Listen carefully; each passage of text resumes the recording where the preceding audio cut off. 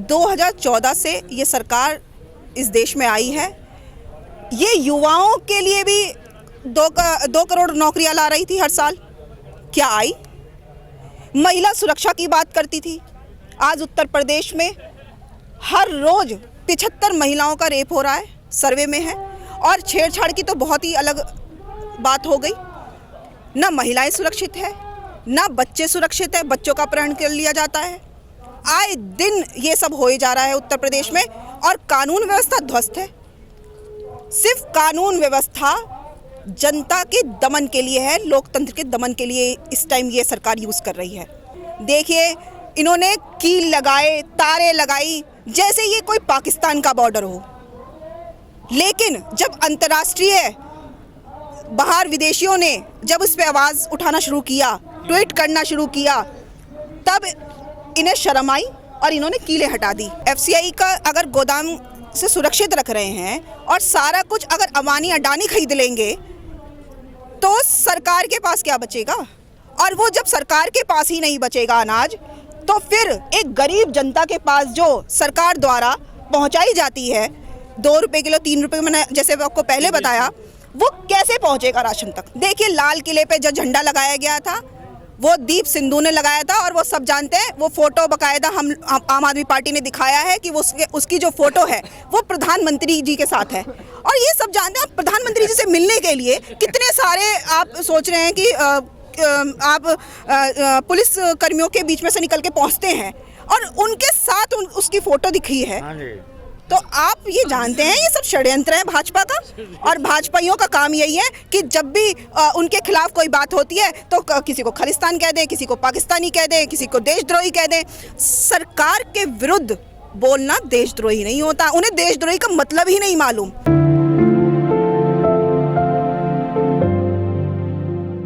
ये जो सरकार इस देश में बैठी है वो अहंकारी हो चुकी है। उसे ना जनता का ध्यान है ना किसानों का। ये किसान जो बिल पास की है इस सरकार ने, ये किसने कहा था उससे कि ये बिल पास करिए?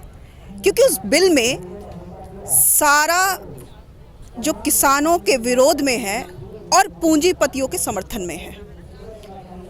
3 जो बिल है, अब ये बताइए एमएसपी उन्होंने क्यों हटा दी? क्या किसान अपने एमएसपी पे उसे बेच नहीं सकता?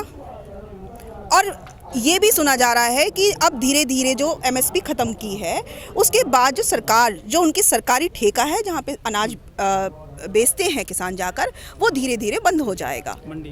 जो मंडियाँ हैं वो बंद हो जाएंगी। अब मंडियाँ बंद हो जाएगी तो आप ये बताइए कि मंडियाँ बंद हो जाएगी तो वो अनाज जो सरकार खरीदती है वो गरीबों के पास जो जाती है, 2 रुपये किलो, 3 रुपये किलो चावल जो राशनों में मिलती है, वो कैसे पहुंचेगी? जो सरकार ये कानून लेकर के आई है वो यही तो कहती है कि किसानों की आय 2 गुना कर देंगे, लागत का 1.5 गुना मिलेगा, किसानों के अच्छे दिन आएंगे। लेकिन किसान ये बात नहीं समझ रहे हैं। देखिए, 2 गुना, 3 गुना, 100 गुना, ये सिर्फ भाषणबाजी करती है।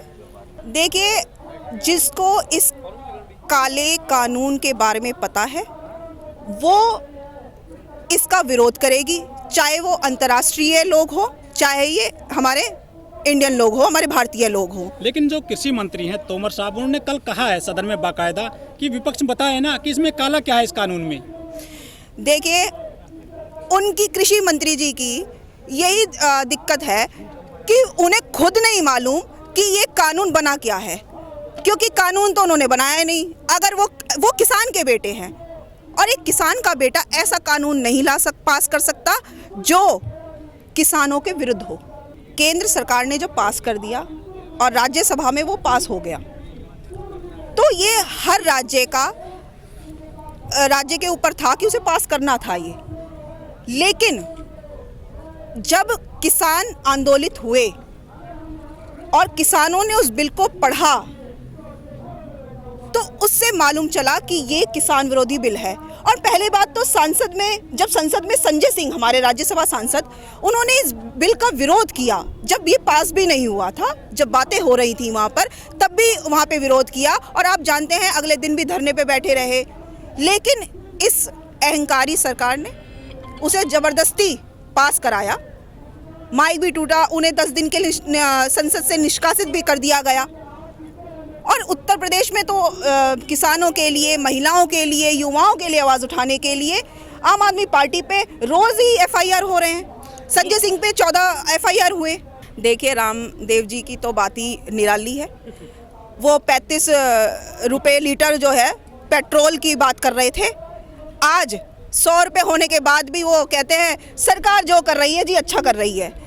तो उनकी तो बातों का कोई मोल है नहीं, वो कुछ भी बोलते रहते हैं। अन्ना हजारे जी क्यों नहीं आ रहे, ये अन्ना हजारे जी जाने कि उनकी सरकार से क्या साठगांठ है कि वो सरकार के विरुद्ध नहीं बोल रहे, जो ये काला कानून पास किया है उसके विरुद्ध नहीं बोल रहे। इस सरकार का काम ही यही है, इनका प्रोपेगेंडा चलता है।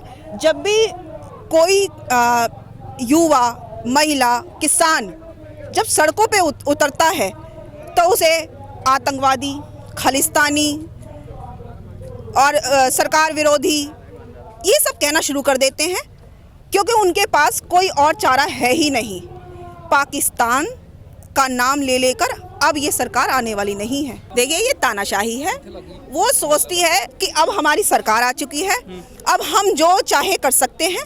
ये लोकतंत्र है इस देश में, और लोकतंत्र इस देश में जब तक है, यहाँ कोई भी सरकार तानाशाही नहीं चला सकती। जनता ने सोचा कि क्योंकि वो कांग्रेस से परेशान हो चुकी थी, उसने देखा कि जो पिछली सरकारें हैं उन्होंने हमारे लिए उस तरीके से काम नहीं किया, देश को आगे नहीं बढ़ाया, इसलिए उन्होंने भाजपा पे भरोसा किया, उन्होंने मोदी पे भरोसा किया। लेकिन ये थोड़ी पता था उस बेचारी जनता को कि ये उन्हीं पे उल्टा अत्याचार करेंगे। चुनाव के टाइम पे हिंदू मुसलमान कराते हैं, मंदिर मस्जिद कराते थे, इससे लोग थोड़ा सा भ्रमित हो जाते हैं और इसलिए वो वोट दे देते हैं। और देखिए, रेशो बहुत कम है, आप जीत अलग बात है, लेकिन ये 33 या 35% से जीतते हैं पूरे देश में, तो इसका मतलब आप जानते हैं कि 65% लोग इसके विरोध में हैं। मैंने आपको पहले ही बताया, 2 करोड़ नौकरियां दे रहे थे आने के बाद, विकास ला रहे थे, ये विकास हो रहा है, लोग घरों से सड़कों पर आ गए हैं, ये विकास चल रहा है इन लोगों का। किसान आंदोलन ने सभी जनता की जो आत्मा है उसे झंझोर दिया है। अब जनता समझ चुकी है कि भाईचारा बना के रहें और इस देश में सही सरकार चुने जो उनके लिए काम करे। आप आत्मा की बात कर रहे हैं, पुलवामा में 45 जवान मारे गए थे एक ही झटके में, क्या उनकी आत्मा नहीं दिखी? फिर भी वो जीत जाते हैं। देखिए, अब उसका केस ये था कि कैसे पता चले कि ये किसने करवाया था, लेकिन जांच तो अभी तक नहीं हुई ना। अब जांच ही नहीं हो रही, तो इसी के लिए छोटे छोटे मुद्दे अब उठाए जा रहे हैं और जल्द ही इस सरकार का जो छुपा हुआ मुंह है वो बाहर आएगा। देश में कोई भी आंदोलन होता है, जब अपने हक की लड़ाई लड़ते हैं, तो ये सरकार बैठी होती है वो केस ही दर्ज करती है, क्योंकि वो कमज़ोर होती है, वो घबरा जाती है कि अब हम इस आंदोलन से हम अपनी जनता से कैसे लड़े, तो वो उसे दबाने का, कुचलने का काम करती है और उन पे कई केस दर्ज करती है। लेकिन हमारे किसान और हम आम जनता अब डरने वाले नहीं हैं। इस बिल को उन्हें वापस लेना पड़ेगा। अगर ये बिल सरकार ने वापस नहीं किया तो इस बिल से किसानों पे अत्याचार होगा, वो पीड़ित होंगे, और उसके साथ साथ जो जनता है, जो उपभोक्ता है, जो अनाज खरीदता है, वो भी पीड़ित होगा। एक्चुअली में जो जनता है उसे उपभोक्ता है, उसे समझ नहीं आ रहा है, उसे लगता है कि किसानों का आंदोलन है, लेकिन ये किसानों का नहीं है। देखिए, मैं किसान की बेटी नहीं हूँ, मैं क्लियर कर दूँ, मैं किसान की बेटी नहीं हूँ। मेरे दादाजी भी नौकरी करते थे, मेरे फादर भी नौकरी करते थे, और मैं भी खुद नौकरी करती हूँ, मेरा खुद का बिजनेस है। मैंने कभी खेत में नहीं घुसी, लेकिन मैं जानती हूँ कि जब वो अनाज उगता है और जब वो कटाई होकर आता है और जब वो गोदाम तक आता है, उसके बाद जब वो दुकान तक आता है, तो बहुत खर्चा होता है और उसकी कीमत पहले से ही हम लोग दुगना चौगना 5 गुना खरीद रहे हैं। लेकिन अगर ये जमाखोरी हो गई इस अनाज की, तो इसका जो रेट है वो 200 गुना बढ़ जाएगा। अब पेट्रोल देख लीजिए ना, कह रहे पेट्रोल महंगा नहीं होगा, जब से ये सरकार आई है हर रोज़ पेट्रोल के दाम बढ़ाती है।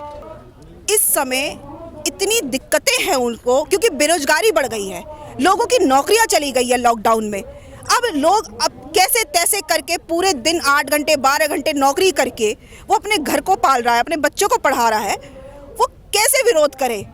ये सरकार का षड्यंत्र है कि हम बेरोजगारी बढ़ा दें, लेकिन वोट देकर पूरे तो वोट कर दमन सकता है करें। ना। वोट तो है उनके पास। देखिए ना, वोट तो देखिए जब वोटिंग आएगी, अब जब अधिकार आने वाला है तो उसका विरोध जरूर होगा। अब 2022 आने वाला है उत्तर प्रदेश में, 2022 में उत्तर प्रदेश में वोटिंग है। आप देखिएगा कि कितना विरोध होगा भाजपा का।